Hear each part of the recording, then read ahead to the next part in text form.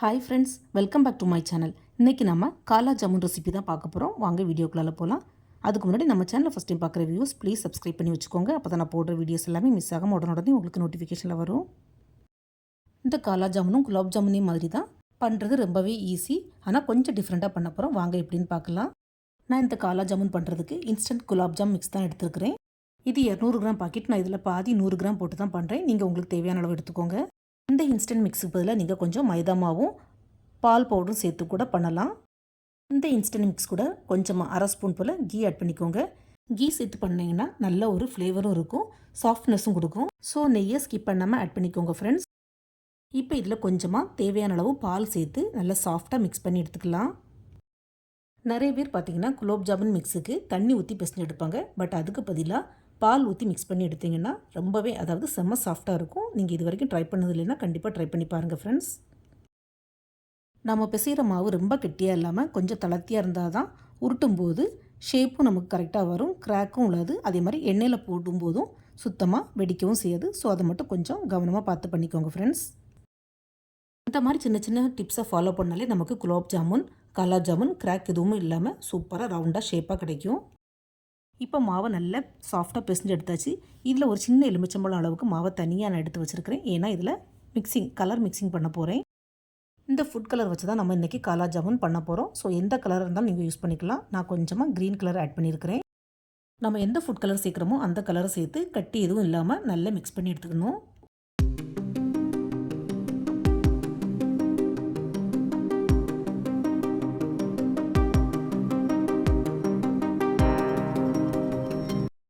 இந்த மாதிரி மிக்ஸ் பண்ணி இதை ஓரமாக வச்சுக்கலாம். இப்போ நம்ம ஃபுட் கலர் சேர்க்காமல் மிக்ஸ் பண்ணி வச்சுருக்கிற மாவில் கொஞ்சத்தை எடுத்து இந்த மாதிரி ரவுண்டாக ஷேப் பண்ணி வச்சுக்கலாம். அதுக்கப்புறமா இந்த மாவை லைட்டாக இப்படி பரத்தி விட்டுக்கிட்டு இதுக்குள்ளால ஒரு சுண்டக்காய் அளவுக்கு நம்ம ஃபுட் கலர் பண்ணி வச்சுருக்கிற மாவு எடுத்து இதில் நடுவில் இந்த மாதிரி வச்சுக்கலாம். நம்ம ஸ்டஃபிங் பண்ணக்கூடிய இந்த ஃபுட் கலர் மாவு பார்த்திங்கன்னா கொஞ்சமாக உள்ளால வச்சா போதும். உள்ள ஸ்டஃபிங் பண்ணக்கூடிய பால் நம்ம பெருசாக எடுத்துட்டோன்னா இதை க்ளோஸ் பண்ணுறதுக்கும் ரொம்பவே கஷ்டம். அதே நேரம் வேகிறதுக்கும் டைம் ஆகும். அப்புறம் நல்லா வேகாது, உள்ள மாவு மாதிரி இருக்கும். ஸோ அதை மட்டும் கொஞ்சம் கவனமாக பார்த்து பண்ணிக்கோங்க ஃப்ரெண்ட்ஸ். ஸ்டஃபிங்கை உள்ளே வச்சதுக்கப்புறமா ஸ்டஃபிங் வெளியே தெரியாத அளவுக்கு இந்த மாதிரி சிலிண்டர் ஷேப்பில் நம்ம உருட்டி எடுத்துக்கணும். ஃப்ரெண்ட்ஸ், உள்ளோட ஸ்டஃபிங் பார்த்திங்கன்னா ஜஸ்ட்டு கலருக்கு மட்டும்தான். ஸோ எந்த அளவுக்கு சின்னதாக பண்ண முடியுமோ அந்த அளவுக்கு சின்னதாக உருட்டி வச்சுக்கோங்க ஃப்ரெண்ட்ஸ். அதே மாதிரி நம்ம பிசைஞ்ச மாவு நல்லா சாஃப்டாக இருந்தால் தான் உருட்டும் போது இந்த மாதிரி கிராக் எதுவும் இல்லாமல் சூப்பராக வரும். இந்த காலா ஜாமுனும் குலாப் ஜாமுன் மாதிரியே தான், ஆனால் குலாப் ஜாமுனை விட ரொம்பவே டேஸ்ட்டாக சாஃப்டாக இருக்கும். இதே மாதிரி எல்லாத்தையும் சிலிண்டர் ஷேப்பில் உருட்டி எடுத்துக்கலாம். நார்த்தில் பார்த்திங்கன்னா இந்த காலா ஜாமுனுக்கு ரொம்பவே கிராக்கி எல்லா ஸ்வீட் ஸ்டால்லையும் கண்டிப்பாக இருக்கும். ஆனால் சைஸ் மட்டும் கொஞ்சம் சின்னதாக பெருசாக வேரியேஷன் ஆகும். நீங்களும் அதே மாதிரி உங்கள் தேவைக்கு தக்கன சின்னதாகவோ பெருசாகவோ போட்டு எடுத்துக்கோங்க ஃப்ரெண்ட்ஸ். இப்போ எல்லாத்தையும் உருட்டி எடுத்தாச்சு. இதை இப்போ நம்ம எண்ணெயில் போட்டு பொரிச்சு எடுக்கணும். ஸோ கடாயில் கொஞ்சமாக எண்ணெய் ஊற்றிக்கலாம்.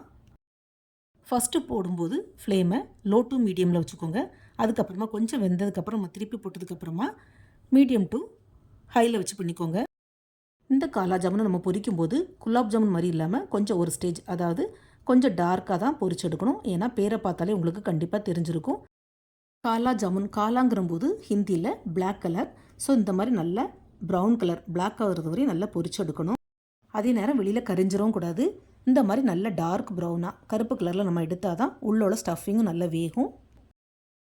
குலாப் ஜாமுனுக்கு எடுக்கிற மாதிரி லைட்டாக ப்ரௌன் கலர், அதாவது கோல்டன் கலர் வந்தோடனே நம்ம எண்ணெயிலேருந்து எடுத்துட்டோம்னா உள்ள ஸ்டஃபிங் நல்லா வேகாது, மாவு மாதிரி இருக்கும்.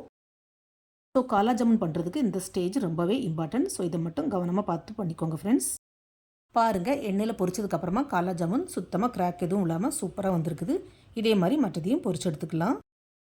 சிலவங்க பார்த்திங்கன்னா சுகர் சிரப்பை ஃபஸ்ட்டே ரெடி பண்ணி வச்சுட்டு குலோப் ஜாமுனை சுட சுட அதில் சூடாக போட்டு எடுத்துருவாங்க. அப்படியும் பண்ணலாம். அப்படி இல்லைன்னா இந்த மாதிரி எல்லாத்தையும் பொரித்து எடுத்துகிட்டு கடைசியாக சுகர் சிரப் ரெடி பண்ணி அதில் ஒரு 2 to 3 நிமிஷம் போட்டு கொதிக்க வச்சு கூட எடுத்துக்கலாம். நான் இன்றைக்கி அப்படி தான் பண்ண போகிறேன்.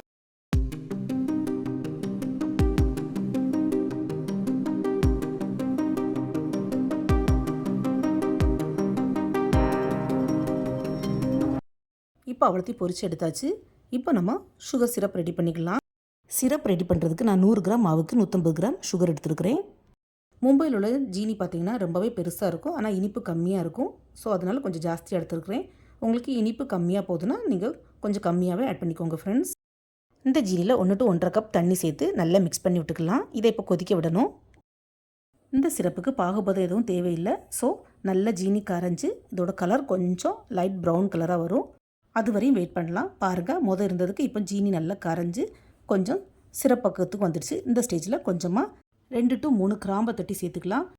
சில பேர் பார்த்திங்கன்னா ஏலக்காவை தட்டி பவுட்ரு பண்ணி போடுவாங்க. பட் எனக்கு இந்த கிராம்பு ஃப்ளேவர் ரொம்பவே பிடிக்கும். ஸோ நான் ஏலக்காவை ஸ்கிப் பண்ணிவிட்டு கிராம்பு தான் தட்டி போடுவேன். நீங்களும் கிராம்பு தட்டி போட்டு பாருங்கள், ஃப்ளேவர் செம்மையாக இருக்கும். கிராம்பை சேர்த்து லைட்டாக மிக்ஸ் பண்ணி விட்டதுக்கப்புறமா நம்ம பொரிச்சு வச்சுருந்த ஜாமுனை சேர்த்து நல்லா மிக்ஸ் பண்ணி விட்டுக்கலாம். ஃப்ரெண்ட்ஸ், உங்களுக்கு எக்ஸ்ட்ராவாக ஃப்ளேவர் தேவைப்பட்டால் 2 to 3 ட்ராப்ஸ் ரோஸ் எசன்ஸ் கூட சேர்த்துக்கலாம். அதுவும் நல்லாயிருக்கும். இந்த காலா ஜாமுனை சிரப்லேயே ஒரு 2 to 3 நிமிஷம் நல்லா கொதிக்க விடலாம். அப்போ தான் இந்த சுகர் சிரப்பெல்லாம் காலா ஜாமுனில் உள்ளே இறங்கி சாப்பிட்றதுக்கு நல்ல ஜூஸியாக இருக்கும். இப்போ 2 நிமிஷம் ஆகிட்டு, ஸோ கேஸ் ஆஃப் பண்ணிடலாம். இதை சுட சுட இப்படி ஹாட்டாகவும் சர்வ் பண்ணலாம். அப்படி இல்லைன்னா கொஞ்சம் ஆறுனதுக்கப்புறமா ஃப்ரிட்ஜில் வச்சு சில்லுன்னு ட்ரை பண்ணலாம். எல்லாம் நம்ம இஷ்டம்தான். எனக்கு மட்டும் இல்லை, என்னுடைய ஹஸ்பண்டு கிட்ஸுக்கு எல்லாருக்குமே இந்த காலா ஜாமுன் ரொம்பவே ஃபேவரைட். ஸோ எங்களுக்கு ஆறுது வர பொறுமை கிடையாது. சுட சுட சர்வ் பண்ணியாச்சு. ஃப்ரெண்ட்ஸ், இந்த காலா ஜாமுனை ஒன்று மட்டும் நான் உங்களுக்கு ஓப்பன் பண்ணி காட்டுறேன். பாருங்கள், மாவும் உள்ளே நல்லா வெந்து சுகர் சிரப்பும் உள்ளே நல்லா இறங்கி ஜூஸியாக இருக்குது. இந்த காலா ஜாமுன் வெளியில் ஷாப்பில் வாங்கினீங்கன்னா ரொம்பவே காஸ்ட்லி. ஸோ இனிமேல் வீட்டிலையே ட்ரை பண்ணி பாருங்கள். ஃப்ரெண்ட்ஸ், நீங்கள் ஒரு தடவை இந்த காலா ஜாமுனை டேஸ்ட் பண்ணிட்டீங்கன்னா அப்புறமா குலாப் ஜாமுன் பண்ணுறதையே மறந்துடுவீங்க. அந்த அளவுக்கு டேஸ்ட்டாக இருக்கும் இந்த காலா ஜாமுன். ஸோ இந்த மாதிரி டிஃப்ரெண்ட்டான வீடியோஸ் பார்க்குறதுக்கு SRV கலக்கல்ஸை சப்ஸ்கிரைப் பண்ணி வச்சுக்கோங்க ஃப்ரெண்ட்ஸ். இந்த காலா ஜாமுனை உங்கள் வீட்டில் ட்ரை பண்ணி பார்த்துட்டு உங்களுக்கு எப்படி வந்ததுன்னு உங்களுடைய ஃபீட்பேக்கை மறக்காமல் ஷேர் பண்ணுங்கள். இந்த வீடியோ பிடிச்சிருந்தால் மறக்காமல் SRV கலக்கல்ஸை லைக், ஷேர் அண்ட் சப்ஸ்கிரைப் பண்ணுங்கள். Thanks for watching. See you soon in the next video. Bye.